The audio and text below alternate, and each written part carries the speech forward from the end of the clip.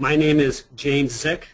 I'm your moderator for today, and I'm a Senior Product Marketing Manager at PCTEL RF Solutions. Before we get started, just a few housekeeping items I want to go over. There will be a Q&A session after the webinar for about 10 to 15 minutes. If you have any questions at all, there's a box on the right hand of your screen. Enter your question in there, and we'll answer as many questions as we can at the end of the webinar. With that, I would like to introduce our presenters for today. First is Tom Warfield. He's a performance engineer at PCTEL RF Solutions in our Network Engineering Services division. Tom has over 15 years experience in the wireless industry at such places as Nortel as well as PCTEL. Has a lot of experience testing in-building venues with in-building DAS systems. In addition to that, we have Chintan Fafadia. He's also a Senior Product Marketing Manager at PCTEL and is involved with the scanning receiver solution part of our business. Chintan has over 10 years of experience at such places as T-Mobile as well as PCTEL. And with that, I'd like to hand over the webinar over to Chintan, who's going to get us started on the webinar.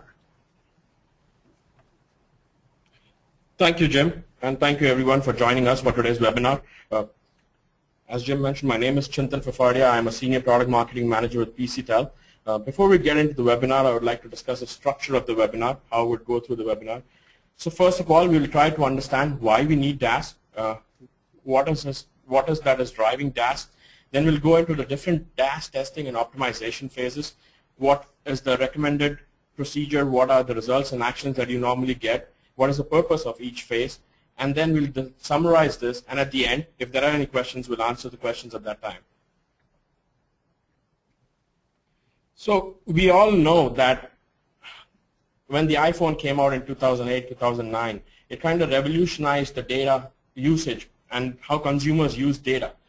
People have been using data, and this data has been, data usage has been growing exponentially. If you look at the Cisco chart on the left-hand side, from 2012 to 2017, it is predicted that this data usage and consumption will increase 13 times.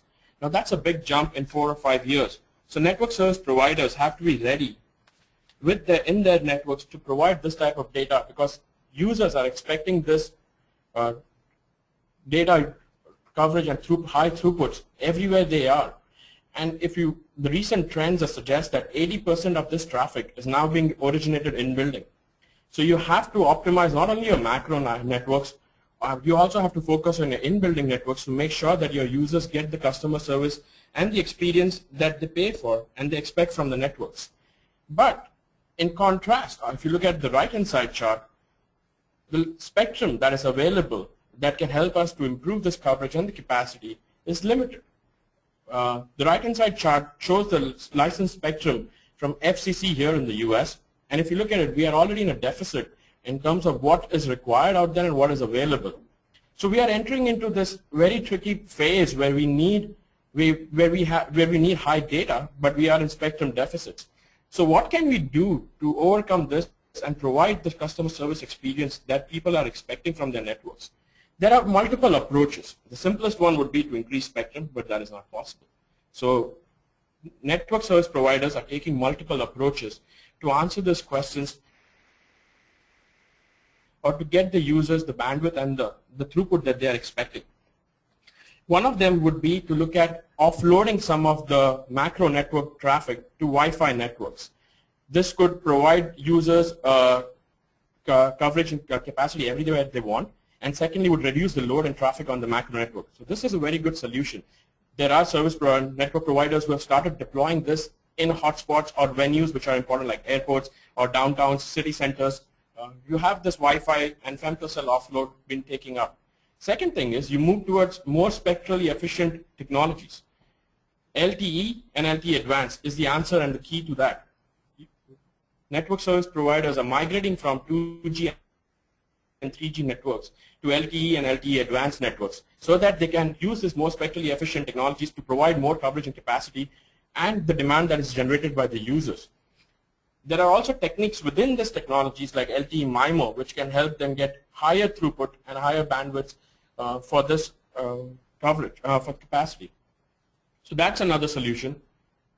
One more solution could be to increase cell density. We all have been hearing about small cells, and that is where DAS also comes in, that you try and improve capacity in in-building venues or outdoor venues like stadiums, airports, where you know that the traffic is going to be not static. Sometimes it will come in terms of bursts, but at the same time you need to provide that capacity at those venues. So DAS is a good solution towards that. But this also requires a lot of backhaul work. It requires a lot of different other things like getting access, getting permissions. There's a lot involved in getting DAS. So it's not going to be a simple one-phase approach that do this and we'll be able to improve coverage and capacity. They're going to be all these techniques combined together will help us reach there in terms of meeting the customer demand. But at the same time, you cannot forget about optimizing your networks, because whatever networks you roll out, you have to make sure that they are efficiently optimized so that they can meet the design needs. So in this webinar, we'll try and focus on one part of optimizing the DAS networks for in-building usage or for external hotspot type venues where you have high capacity requirements. So how is this DAS optimization any different from our macro cell or macro network optimization? So if you look at the life cycle of a macro network, it goes through different phases from site setup to site deployment, coverage, and capacity improvements. Generally, in macro networks, optimization always occurs after the sites have gone on live. So it's post-launch optimization. You start optimizing your networks or your cluster of cells after everything has gone live based on your statistics or the KPIs that are being reported to you by the network. But that's not the same. You cannot follow the same approach for DAS. Because DAS, because of its unique characteristics, it requires optimization to begin pre-launch. You have to make sure that every phase during your implementation, you try and optimize it to the best so that it can meet the design requirements and the purpose of why it's been built. There are various unique characteristics to DAS itself. I mean, being in buildings, you might require special access. It's not like a macro network that you can drive around a cell site and you don't need permission. But when you want to test or optimize DAS, you want proper access. You want to have the required access to the building, and that might be limited. It might be in a limited time period or during the day or during the night, because you cannot shut off whatever work has been going off there. Secondly, there are various business models to DAS, how it's deployed. It might be carrier-owned DAS, it might be a neutral host, it might be a client-owned, or it might be a shared cost DAS. So you have to work with all those different things. When it's a neutral host, you might have all the carriers coming together and a neutral host who's managing the DAS. So you have to work through all the carriers and try and optimize things at the same time. Another thing could be that this network that you're putting might have severe implications on the macro network, or vice versa. Your macro network might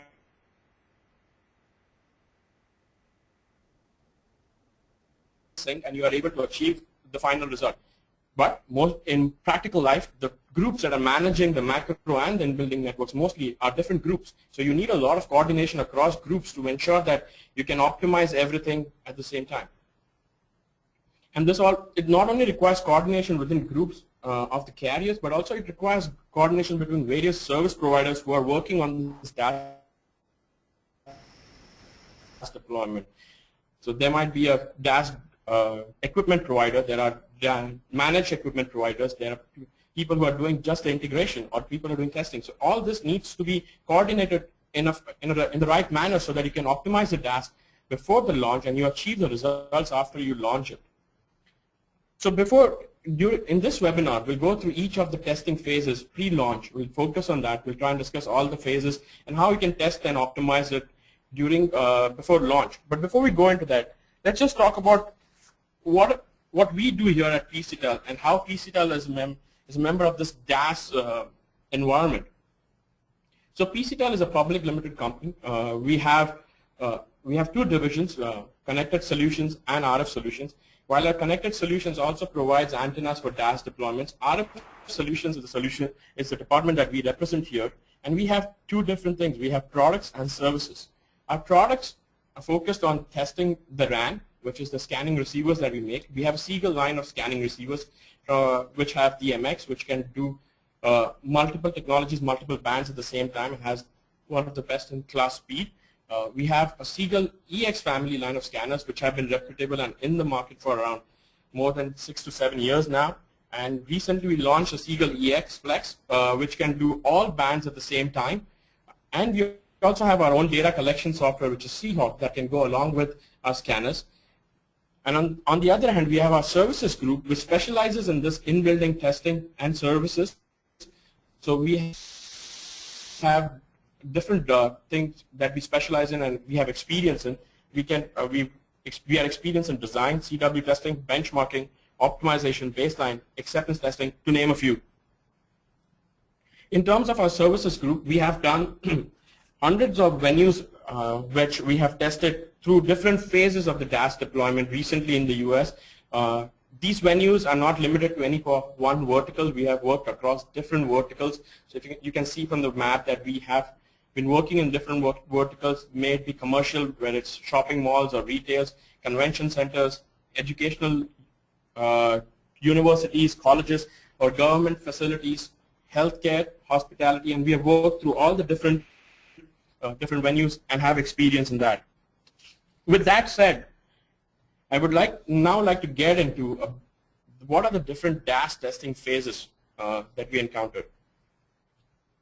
So it can be summarized in 5 different phases during implementation for DAS. The first one would be a baseline survey, then which is used to understand that what is the current coverage, or what if there is any current DAS, or if there is any macro networks that are serving the location at that point, which is used as an input to the design. Then there is a preliminary CW test. You want to make sure that the frequencies that you are planning to use propagate, and what is the propagation within the venue. You then have uplink and downlink test, post-installation CW test, and the integration walk test. These tests are normally done after you have deployed your DAS and you have done your installation. It's not yet integrated or live, but you have done your installation, and you want to walk through each phase to make sure that everything is working fine. With that said, at this point, I would like to hand over to my colleague Tom Warfield here, who has a lot of experience in in-building design and testing, and he'll walk us through all these different phases. Tom. Yep, thank you, Chitin. As Chitin mentioned, the first stage of DAS design is the baseline survey.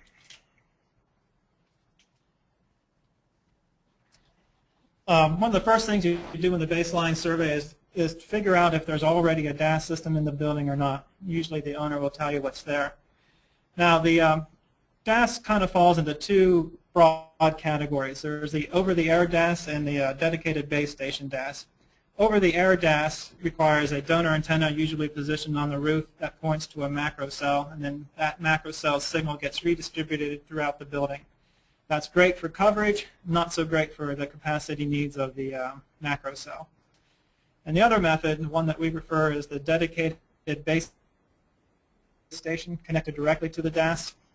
That also provides the coverage that we need, plus it also offloads the macro site, and because of the low-powered antennas throughout the DAS system, you have a really good capacity needs. So how do we determine what channels are already in the building if there's a DAS system? If there's a dedicated base station already connected, that's pretty easy. They're usually labeled and we know what's going on. But if there's not, we need to figure it out another way. And to do that, we generally take our PCTEL scanner with the blind scan and determine the channel numbers and frequencies. The blind scan is just a method where the scanner goes through all the licensed spectrum for the area and checks for each channel for energy. If it finds a channel with energy, it determines what kind of technology is used, like GSM or CDMA, and then it goes on to the next channel.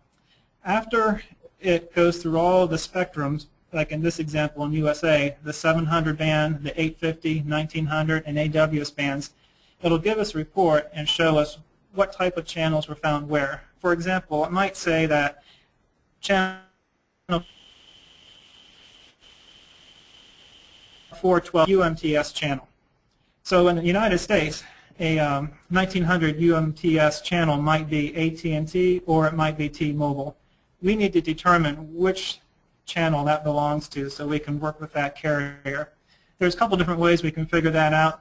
One way is to look at the layer 3 messaging on the scanner, and there we can find the mobile network code. Once we know the mobile network code, we can look up in a database to see which carrier that belongs to. If for some reason that's not available, we can always go to the FCC webpage and figure out which carriers have which bands licensed. So once we have identified what channels are inside the building, we need to see what's on the outside of the building, see which macro cells are serving the building right now and to what extent they cover. So we need to determine those channels also. So we use the same basic method, the blind scan, and we look a little bit deeper this time. We look into the serving sector's ID, whether you call it a PN code or PCI, whatever technology you want to call it, but we need to know what sector identification is covering the building. Then once we know all the signals that are outside, we'll set up the scanner to scan those channels and walk the venue to see where the macro signals are and at what receive levels they're coming in. We'll go through all the entrance points and multiple floors and make a record of that, and that's eventually going to be used for a baseline for the DAS design. In the next step of the baseline survey, we'll walk the venue with the scanner, examining all the channels found from the DAS and the macro survey. You want to walk in all the areas the customer wants you to have good coverage. In order for you to do that, you're going to need to get some floor plans from the owner and load them into your collection software like our Seahawk tool. So once everything is done and you have the floor plans, you walk all around gathering all the data, and then that data will be given to the RF engineer to design. When he looks at that data, what he wants to see is he wants to be able to design a DAS system that has 6 to 10 dB more receive strength than the macro cells. If there's a macro cell that causes a problem, we need to know which one that is, and that's done through the sector identification codes and what wireless carrier provider it is. And then we also use that for a potential neighbor list that we work with the wireless carriers for. So here's an example of where this might have a macro site. In the beginning of the cellular industry, just about everything was built on a macro site to cover everything when capacity was not an issue. So a typical stat that covers the stadium. And throughout the years, that just doesn't work anymore. A tower outside the stadium, you may get one sector to cover the stadium, maybe two, but that's about it. And that's just no way this macro cell can handle the capacity needs of a stadium. So the best thing that we can do is if that macro is too strong for the DAS and we need to reduce the power of the macro somehow, there's a couple of things we could do. We could turn off the macro cell, but that's really rare because a lot of expenditure has gone into that cell. But more than likely, we would reduce the power of the macro cell or adjust the antennas in some way, either the tilt or the azimuth, or do the antenna adjustments along with the power reduction. And at this point, I do want to mention that we work with many companies, and sometimes those companies, the RF engineering design team that does macro cell sites are also the same ones that do the in-building. And that's the best scenario, because if a macro cell does need to be modified to make the DAS system work optimally, then you're working with the same group and it's all very coordinated. But we also work for some other companies that the macro cell site design team is a completely separate entity than the in-building design team. In fact, sometimes they're in different states. And in that particular case, it's very important that we get with the macro engineering cell site design team from the very beginning and let them know what the plan is. The macro tower design is probably going to be reluctantly not want to be changed too much, because it could be that that macro tower outside the stadium is also covering many other things. Like if that picture you see, if that happens to be a college campus and there's buildings in the foreground or dormitories or classrooms, the tower that covers the stadium could also be the main server for those. And if you get rid of the macro signal for the stadium, you would also lose coverage in those classrooms and dormitories, and that would be a big no-no. So before you go any further, you need to figure out if something needs to be done with that macro cell, what are you going to do to replace all the coverage that is going to be missed when you turn it down or change the antenna for the stadium coverage. We've been involved in a project where the entire DAS system has been built, and when it came time to modify the macro cell sites radiation patterns, they didn't do it. It was a lot of time wasted and money spent for a less than optimal result.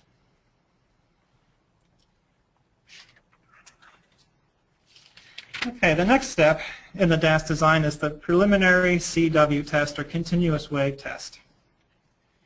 Accurate RF propagation model is a must for the design tool to determine where and how many DAS antennas are needed.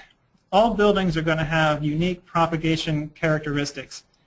That's because of different building materials, how open the floor plan may be, the shape of the corridors, et cetera, et cetera.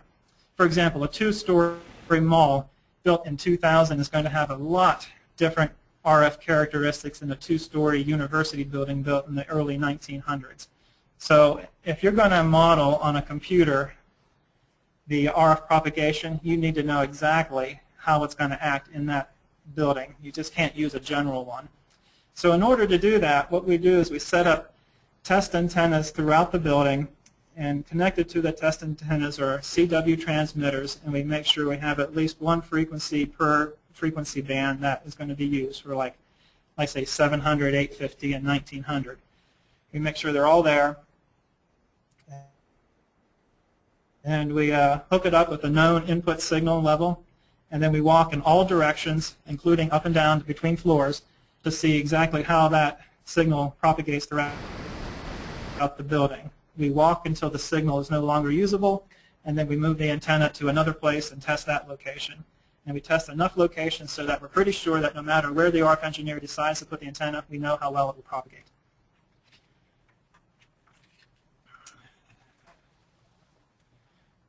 From the data of the CW test and the baseline surveys, the engineer will take all that information and design the DAS system, where the antennas will be, and what kind of antenna system, what kind of antennas they'll be.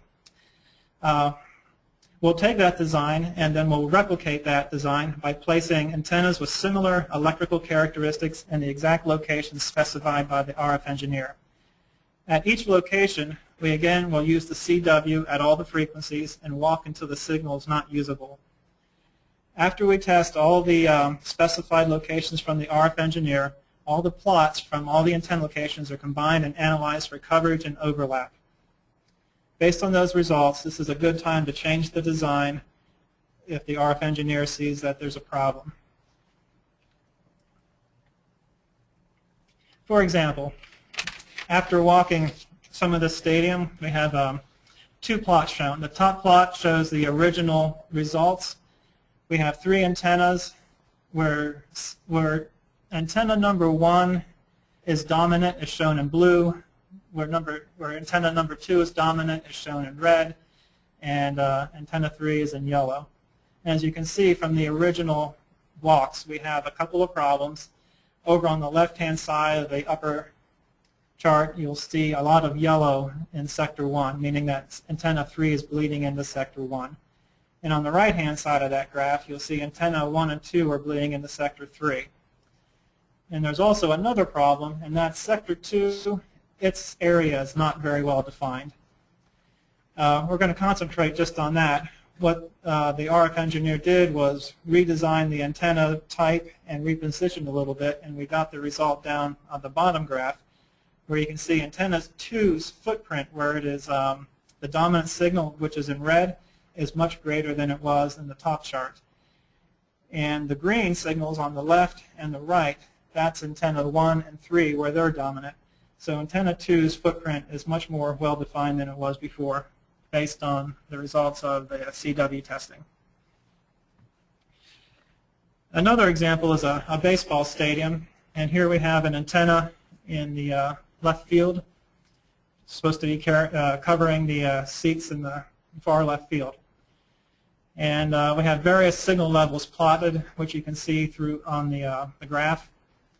And the ideal is where you want the signal to be, you want the blue, the greens, the magentas, and where you don't want the signal to be, you want it to be in the black. As you can see from the graph on the left, the antenna does cover what it's supposed to, but unfortunately, if you look at all those red and gray data points in center field, right field, those levels are too high. We want them to be in the black level or lower. So all we had to do was down tilt that antenna a little bit, and when we re-walk it, you'll see that a lot of those points that were red or gray are now black. And again, the only way to know this is to do the CW test and optimize right then. The next stage, the third stage of DAS design, is the uplink downlink test. In this part of the testing, we connect a continuous wave transmitter, a CW transmitter, into the transmit port of the DAS equipment, and then that signal goes through all the cabling, whether it be coax or fiber, and eventually makes its way to the remote unit. And at the remote unit, we connect a spectrum analyzer. We use a spectrum analyzer here so that we can analyze the signal level and also the shape of the signal to make sure that there's no distortions or extra noises or anything that we don't want. We'll do that for every path and adjust the gains if necessary using the known output transmitter power and the spectrum analyzer's receive power. After we test all the paths, we'll kind of reverse the situation. We'll hook the CW transmitter to the uplink of the remote unit, and that will go through the fiber and then to the coax and the DAS, and then hook up the spectrum analyzer on the receive end and basically do the same thing. And again, it's important that you check all the paths. There's a lot of problems that can be found while doing this. This is just more than just looking at levels and any distortions. This is the area where a lot of problems are found. There are very complex systems with a lot of cables. There's just about anything that can go wrong will. For example, last week I was involved in a situation where there were 84 coax cables going from the BTS shelter to the shelter that held the DAS equipment. And on just one of those 84 lines, it appeared to be an open. Well, that open turned out not to be an open so much, but it was just cables labeled wrong. And once the cables were labeled right and put in the right places, we found out that it had 12 dB more loss than most cables did. And we found a bad component, a DAS conditioner. That DAS conditioner is replaced, and then it had a 6 dB loss, which turned out to be another cable. So just one path of 84 paths had 3 different problems associated with it. And that is not really all that uncommon. You can have patch panel problems. We can have cables crossed, whether it be fiber or coax. We can have unconnected remote units, bad components, dirty fibers, you name it. And this is one of those areas where, I said, you can have the world's best RF design and antennas. You can have the world's best equipment, but if it's not connected correctly, it's not going to work well. This is a very important step in the process.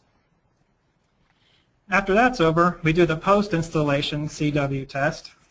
Now, this is similar to before, where we have a CW transmitter hooked up to the DAS and it goes through the system, but instead of hooking a spectrum analyzer up to the remote unit, we actually connect the coax to the antennas so that we can see the propagation of the antennas this time. And the reason for doing this is, first of all, it's going to determine if the remote units and the coax and the antennas are all connected correctly, and if so, we can correct those problems.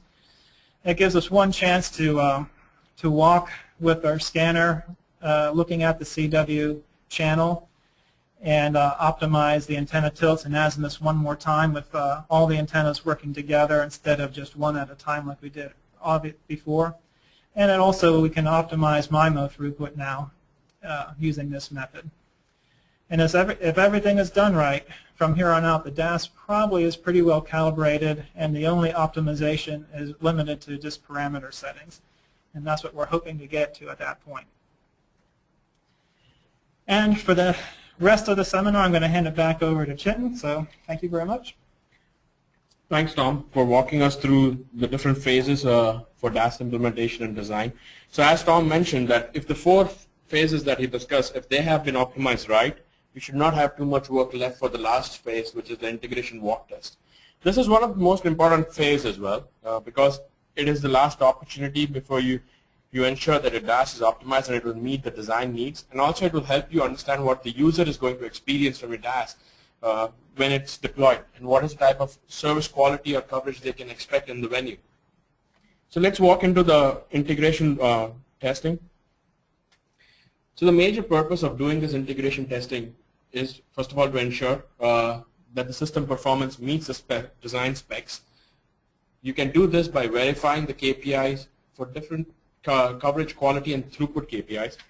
You verify the neighbor list, not within the system here itself, but also with the macro networks to make sure that everything is in the right place. As Tom mentioned in one of his examples before, the soft handoff percentages also need to be verified, because you don't want one antenna to be bleeding into the coverage space of another antenna and creating problems there. So your best servers are optimally designed, and they are serving the region that they are supposed to serve and not beyond that. You also have to verify the uplink performance based on the UE transfer power. This is one of the times when you get to test your uplink based on real user equipment, like a phone that you'll be using for testing, and you can make sure that that is working fine, and the throughput on both the sides, downlink and uplink, is optimized.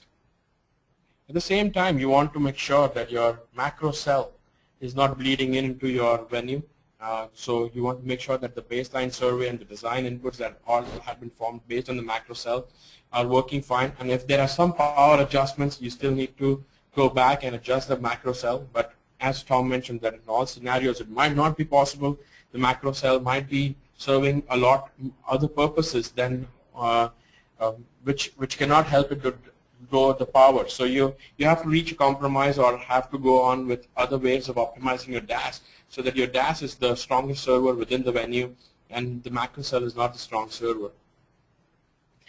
At the same time, with LTE, if you have deployed MIMO, this is the stage where you can test your MIMO measurements as well. You want to make sure that the throughputs that you're getting through MIMO is good.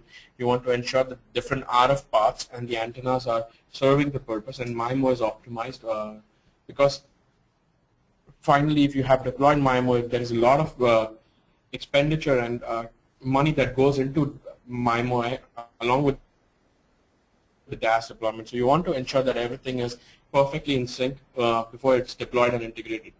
So since integration testing requires detailed testing with multiple technologies and multiple bands at the same time, you need scanning receivers, and at the same time, since you are also testing the user experience, you need a UE or a test phone. So you combine these two things to take all the measurements to ensure that your integration walk test meets the purpose of the design. Generally, what are the measurements that you'll carry out with a scanning receiver when you're doing integration walk testing? So if you're in a, for example, if you're in a neutral host venue within the US, where you might have all the tier 1 and tier 2 carriers on the same system, then you might be testing across different technologies like GSM, CDMA video, UMTS, and LTE. So from the scanner point of view, you are trying to test for the coverage and quality parameters and different other parameters that the scanner can report. For example, in LTE, you might be checking for the reference signals, so you might be checking for RSRP, RSRQ, which defines the coverage and quality. Also SINR, which is a very good indicator of your quality. You might be checking for your MIMO paths, because some scanners like ours can offer measurements on different MIMO paths or each transmit and receive pair path. So that is very important. You want to make sure that it's optimized. You can look at the downlink application layer throughput, and you're also ensuring that the PCIs that are being served are the ones that are supposed to be there. Same way for UMTS, CDMA, you might have the same type of parameters that you're measuring, like RFCPA, ECO, or I0. You might be looking at the bit error rate. So those are the parameters that you try to measure from using a scanner. From a phone perspective, you want to make sure that the user experience is optimized, so you'll try and measuring call attempts or access attempts. If there are failures, if any failures, setup failures, if any drop calls, if any, which need to be identified so that those locations in the venue have to be optimized, and if any changes are necessary, like changing the antenna tilt or changing the power or any other parameters so that the handoffs are correct. So you optimize those parameters and ensure that your handover and your drop calls are optimized efficiently.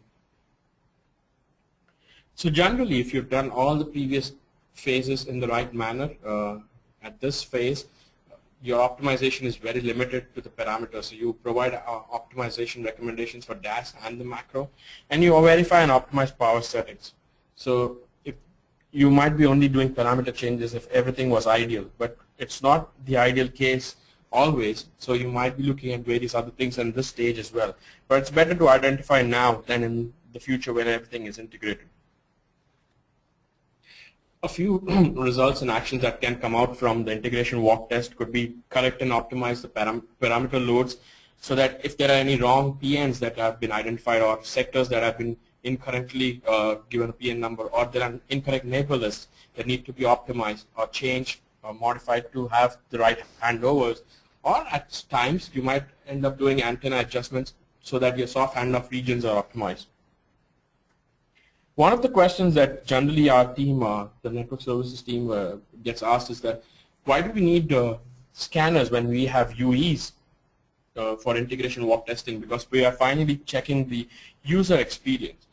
The reason why you need a scanner is that there are locations where your UE might not be able to capture the data. Suppose in terms of handover failures or drop calls, this is not captured by the UE. At that time, the scanner can give you the entire RF information that what is going on at that location of that venue. So you need a scanner which is doing multiple technologies, multiple bands at the same time, so that you are capturing everything for all the technologies that have been deployed.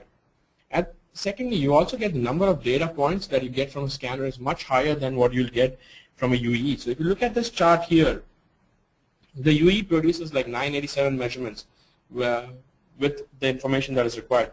At the same time, the scanner produces like 8,500 measurements. So it's almost 9 times or 10 times close to what the UE is giving. And since the scanner is a calibrated device, the SINAR values and other values that are reported by the scanner are much accurate than sometimes what is reported by UEs, because UEs differ from model to model. There is no standardization. So depending on the model that has been recommended or been asked to use, you might see different and variations in the SNR values that you're capturing. If you look at this example here, the SNR reported by the UE is like neg 21.95, the minimum SNR, which is actually not possible in reality for a UE to find out. With scanners, since they have deep dynamic range, they can go to that level. But in the same walk test, we observed that the scanner is just reporting the minimum SNR as neg 6.52, which looks more accurate for the design and the walk test that was been done. So these are some of the reasons why you need to complement the UE with the scanner in this phase. While in the previous phases, you can just use a scanner. But in this phase, you need both the devices so that you ensure that everything is perfectly optimized. Let's discuss one of an example from a hotel that we did an integration walk test in recently in 2013. So if this is for one of the floors of that hotel, and the PCI 396 was supposed to be the best server throughout this floor. So if you look at the coverage plot, it is the best server for 95% of the time. But for the 5% of the time, at the bottom half, you see there are quite a few other PCIs which are best servers. This is not what was designed for. So a scanner can easily help you identify that what PCIs are serving where, so your coverage can be optimized. Like in this case, the solution was to add another antenna in the corner so that the PCI 396 becomes a dominant server. This covers coverage, but at the same time, there are capacity implications which are governed by quality.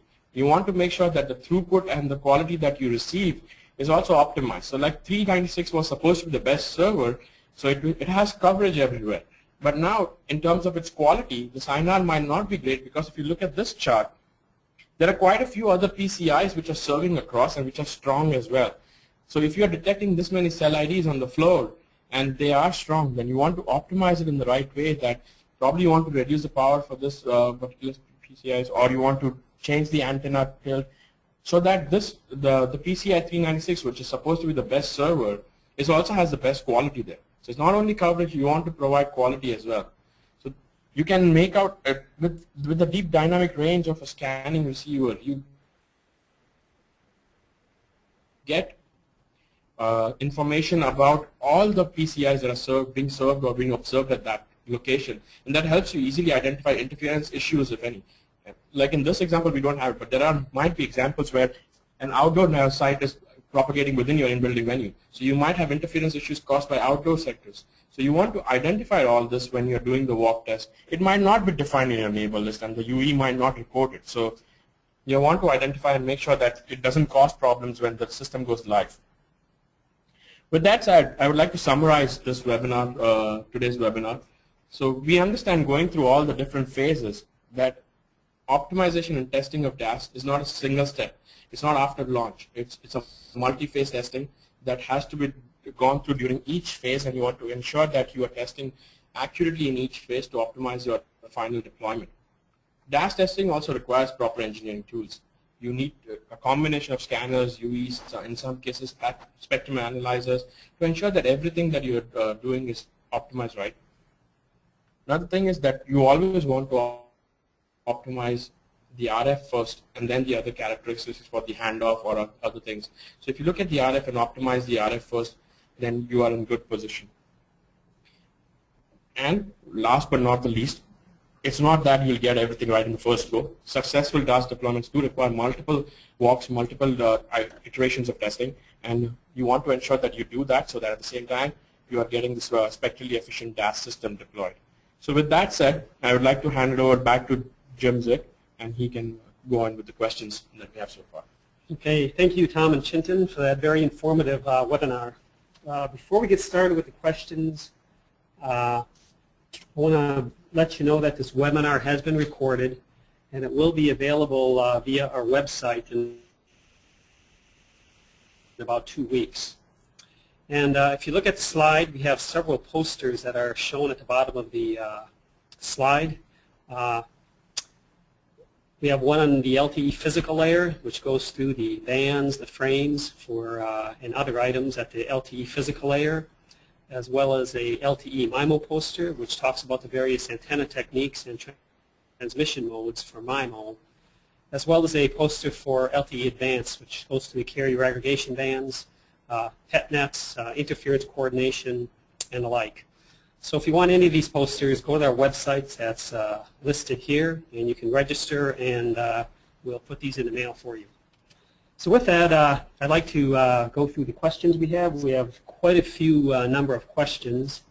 And first one is where does the 6 to 10 dB signal dominance come from? Tom, maybe you can take that one. Yeah, the 6 to 10 dB is kind of an industry standard in the current technology, the digital technologies that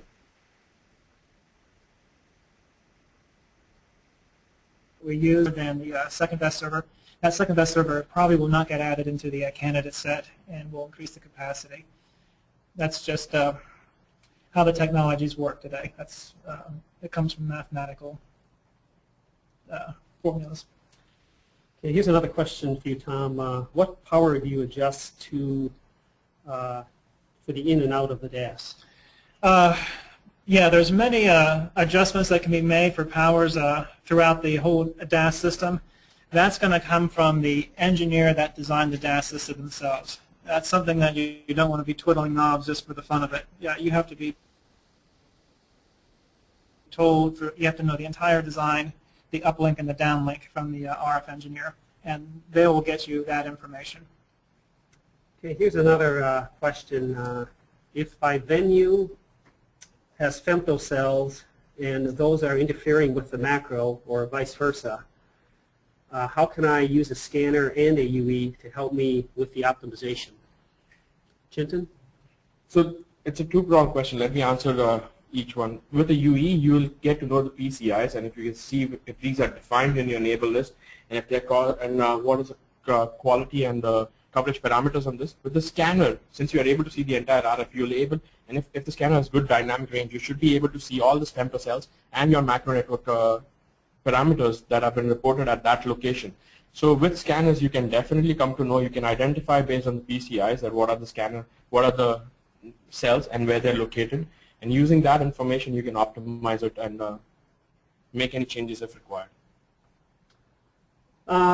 Here's another question for you, Chintan. Do you have a solution that can point me to where the interference is coming from, either a venue or in a macro, so it can help me be efficient in optimizing that part of the network? In terms of identifying interference, with the scanner, if there is an interference from a particular defined site that is coming, it will definitely be identified.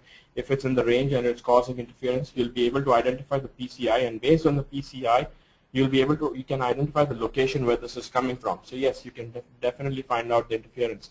Now, if it's an out-of-band interference, you can use the spectrum analysis function to find out that where this out-of-band interference is occurring and what frequency. And probably sometime in the future, we might have we'll be working towards tools that can help you identify the location as well, that where this out-of-band interference is coming from. Okay, another question. When analyzing the data that has both DAS and macro signals, how do you distinguish between the two? Tom, maybe you want to take this one? There's pretty much two different answers to that question. If the DAS system is one that has a dedicated base station to it, then of course the indoor DAS system will have different PCIs or PN codes than the macro cell site, so that'll be an easy way to identify it. Now, if the DAS system is being fed by a macro system and just redistributed, that becomes a little bit trickier. The ideal solution is to be able to turn off the DAS and see what's left over from the macro. If that can't be done, just about the only thing that you can do is look at the delay of the different signals. Often a DAS will have a longer delay than one directly from the macro system, and you can use that to determine which one is which.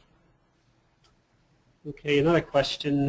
If a stadium has a macro site on it, what advantages are there to a DAS system replacing it? Tom, maybe you want to take this one?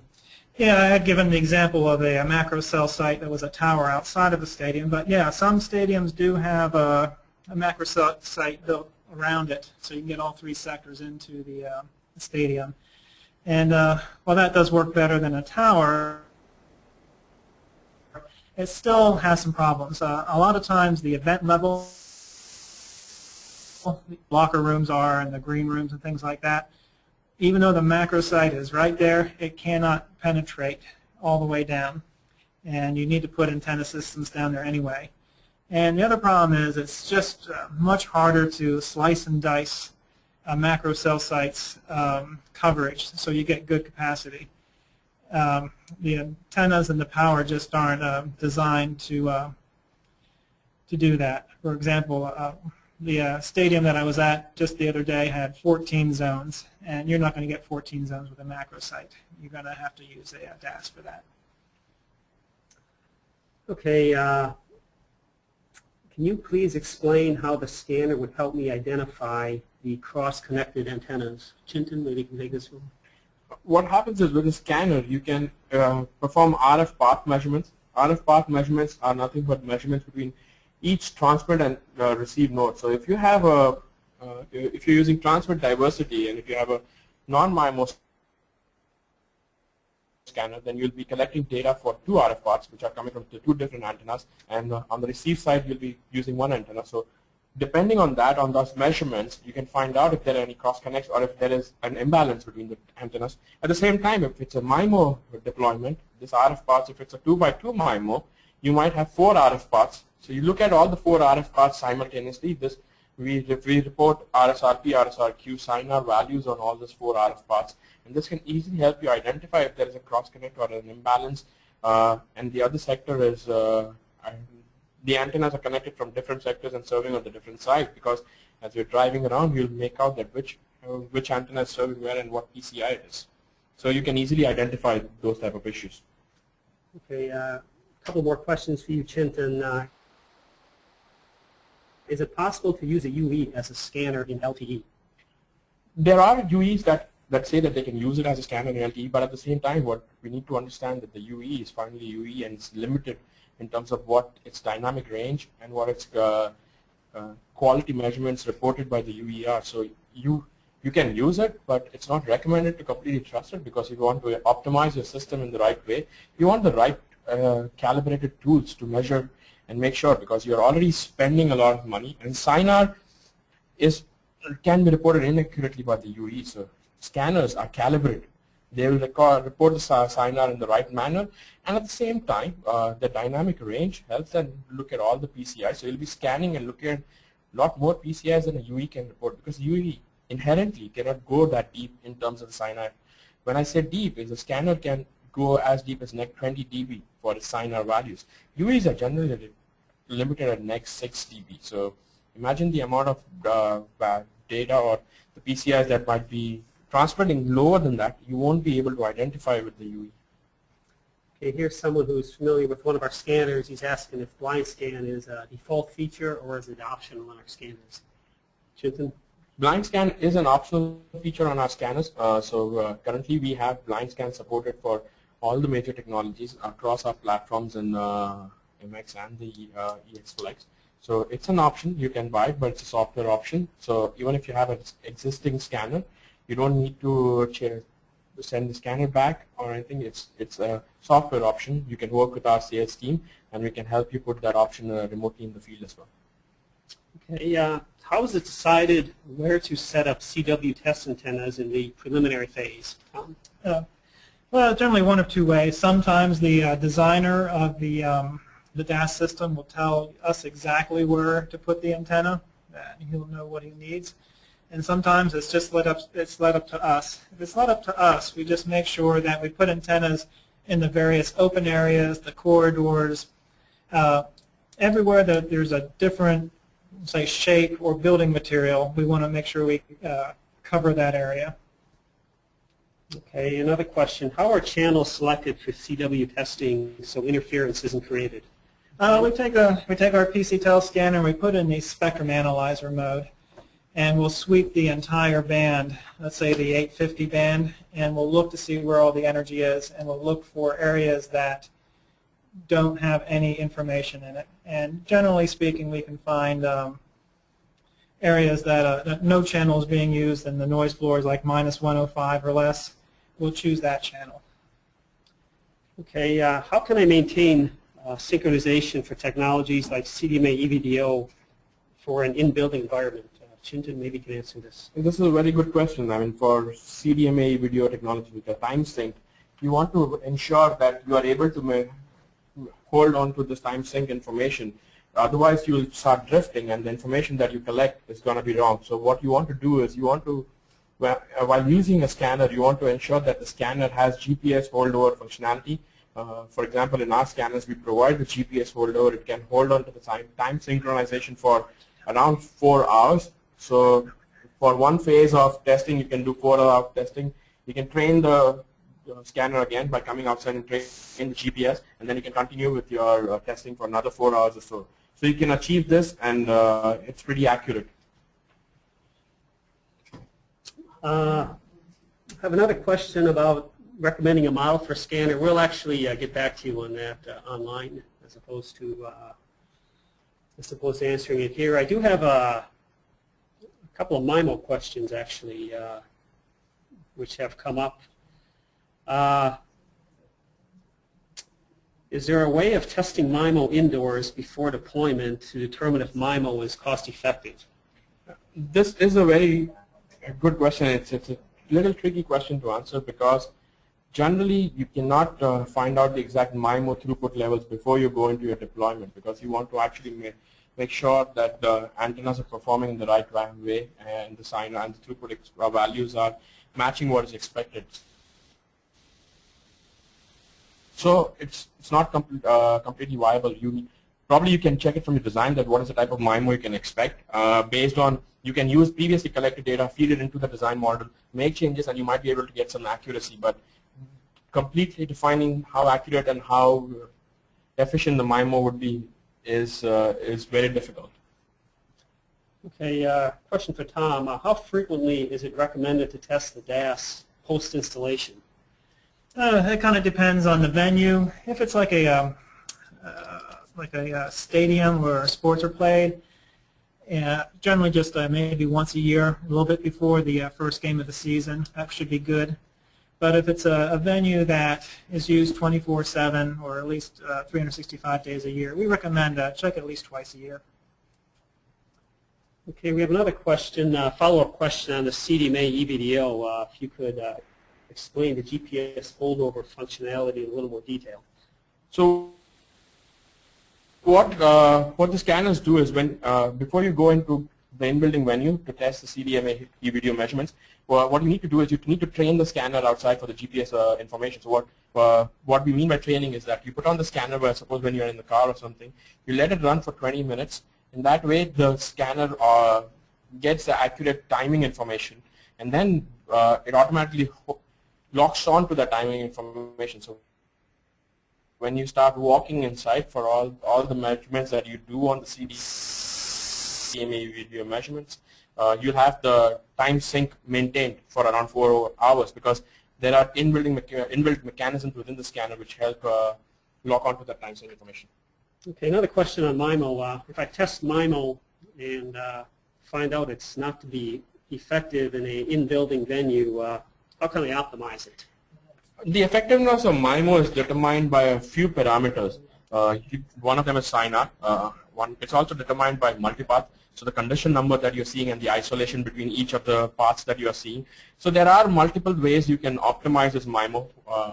Few to name would be you can try doing some antenna tilts, you can try azimuth settings, or you can try adjusting the power settings, both high and low, and see how the multipaths are affected with the tilt or the azimuth, and see how your MIMO